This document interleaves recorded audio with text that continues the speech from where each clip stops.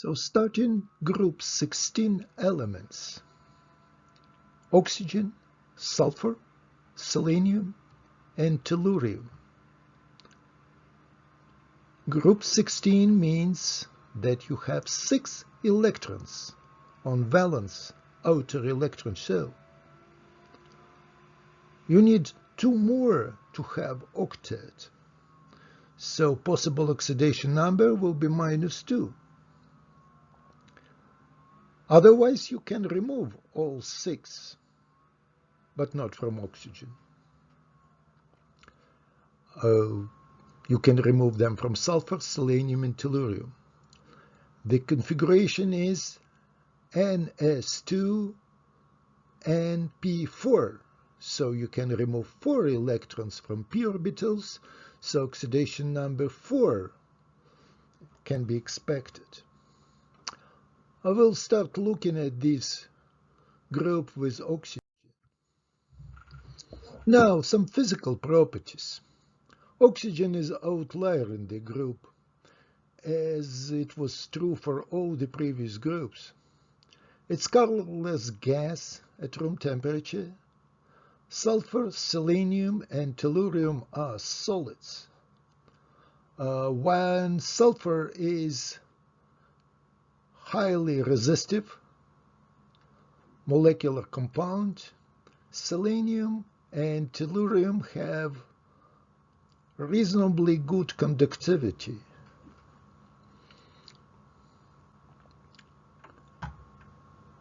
All oxides are acidic with the exception of tellurium.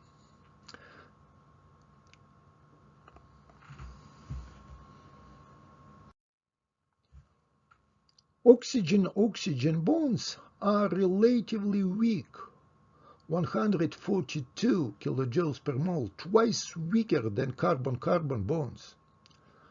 Double bond in oxygen molecule is 3 times stronger, rather unusual situation. Usually you would expect twice stronger. Oxygen-chlorine and especially oxygen-hydrogen bonds are much stronger than oxygen-oxygen. That's why OO bonds are relatively rare. Oxygen molecule is the main allotrope of this element. Electron configuration shows that there are 6 electrons on bonding orbitals, 2p, and 2 unpaired electrons on anti-bonding pi orbital. That's why oxygen gas is paramagnetic, rather unusual. It's in its triplet state. It is possible to move 2 electrons on one orbital. This molecule would be with paired electron, it would be singlet, and will occupy higher energy level. Singlet oxygen is possible to obtain in lab, and it's much more reactive than usual oxygen. Its lifetime is fantastically short. Oxygen makes around 21% of Earth's atmosphere these days. It was not always that way on this planet. At the beginning, it was very little oxygen in atmosphere. Most of it was in chemical compounds. Actually, it still is. Most of minerals are oxides. Other large part are sulfides.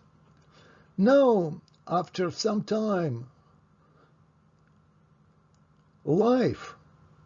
green life, produces some oxygen, very little concentration, and only recently, at around 10% of lifespan of our planet, concentration of oxygen jump up, raised to above 30%, 200 million ago, then dropped down to modern levels.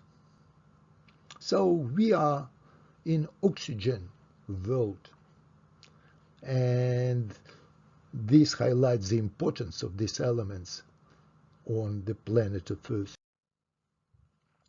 Oxygen production is hundreds million tons per year. The most common method is fraction distillation from liquefied air. Nitrogen distilling as vapor because it boils easier than oxygen, and oxygen is left as liquid. After several distillations, you can receive fantastically pure O2 liquid. Other method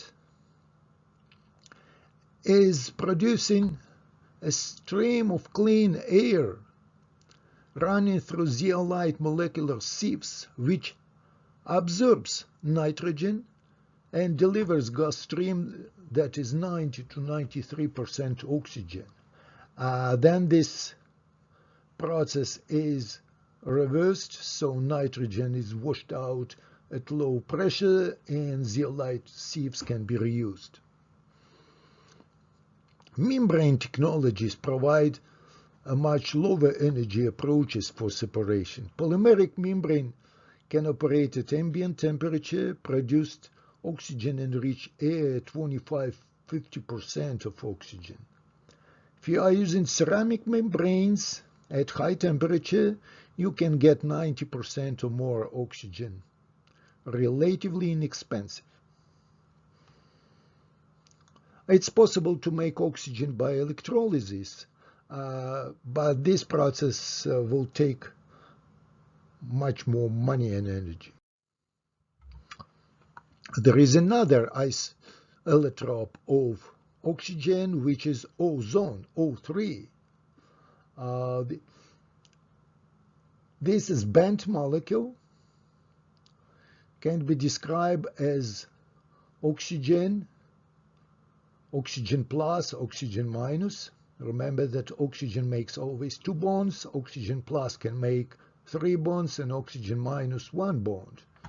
So you have 2 possible configurations. You have resonance, and more clearly the molecule can be described as symmetric unit with banded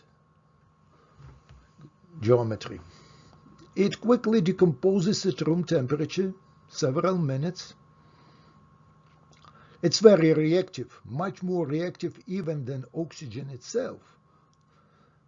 It reacts, for example, with sulfides to make sulfates, like black lead sulfide reacts to make white pigment of lead sulfate.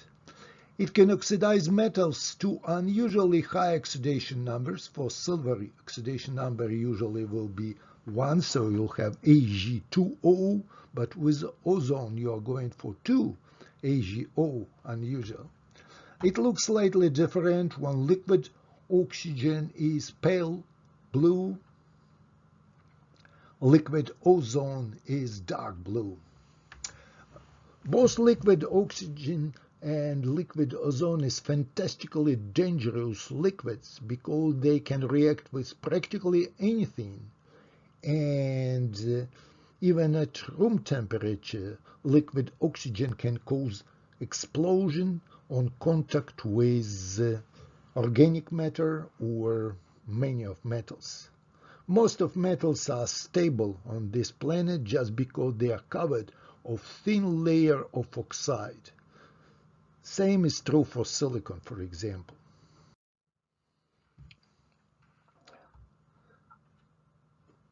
Oxides give you highest possible oxidation numbers of elements. It's even higher than fluoride, which is more electronegative than oxygen. For example, for chromium you have CrO3 plus 6 highest possible oxidation number for chromium, while fluoride can be only CrF5 plus 5. The reason is to make 6, you need to put 6 fluorides around one chromium, and it's sterically very difficult because chromium plus 6 is fantastically small. Same is true for xenon, which is plus 8. It can have 4 atoms around it. It can have 6, but not 8. With osmium, the same story. Osmium O3 is the highest possible oxidation number, and actually one of few compounds with oxidation number of 8. But with fluoride, you have only OSF7 because it's impossible to put 8 fluorides around one osmium 8 atom. For reactions with these elements, you can look at these beautiful YouTube movies. I already had a lecture on relative properties of oxides and hydroxides, so just a reminder. Oxidation number 1 with group number 1 elements, very basic, sodium oxide. Plus 2 usually are basic, often. Higher oxidation numbers often give amphoteric and even higher giving acidic oxides. So the rule is very primitive. Higher is oxidation number, higher is acidity of corresponding oxide. Now, one more type of oxygen compounds are peroxide with oxygen-oxygen bond. Is a relatively weak bond. The first compound of range will be hydrogen peroxide, which is non-planar with hydrogen-oxygen bonds nearly perpendicular to each other. Again, you can look at interesting movie about that. It's produced by interesting catalytic process. You have first reducing diketo compound of anthracene, anthraquinone, by hydrogen to make hydroxide compound. Then oxidize it by oxygen, making keto compound and hydrogen peroxide. Then going and repeating this cycle. This is the cheapest way of producing hydrogen peroxide that we produce in very large quantities.